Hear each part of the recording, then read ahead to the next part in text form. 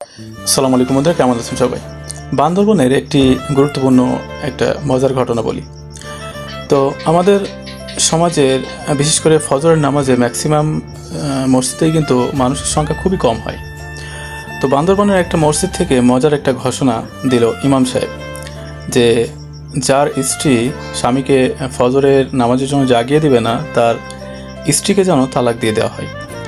তো তৃতীয় বিয়ের জন্য যে খরচ লাগবে সেই খরচটা মসজিদ কমিটি বহন করবে, এমন একটি ঘটনা মসজিদের মাইকে মানে বলে দেওয়া হলো সেই এলাকায়। তো তার পরের দিন মজার একটি ঘটনা ঘটলো, সেটা দেখে তো ইমাম সাহেব অবাক যে পরের দিন এত মানুষ মসজিদে এসছে যে মসজিদে মানে জুমার দিনে যে মানুষ হয় তার থেকে বেশি মানুষ ওই দিন উপস্থিত। তো হিসাব করেন যে একজন পুরুষের দিনদারিতার পিছনে একজন নারীর অবদান অনেক। তো এই ঘটনা থেকে এটাই বোঝা গেল।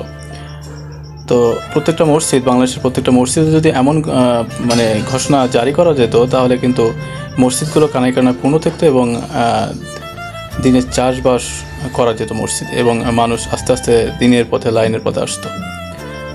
তো এই ঘটনাটি গত বছরের ঘটনা, যেটা আমি গতকালকে দেখলাম আর কি। তো ঘটনাটি দেখে খুবই ভালো লাগলো, এই জন্য মনে করলাম যে আপনাদের সাথে একটু শেয়ার করি, যেহেতু একটা মজার ঘটনা, ইউনিক ঘটনা। তো ভিডিওটি অবশ্যই শেয়ার করবেন এবং ভালো থাকবেন সবাই। আসসালামু আলাইকুম।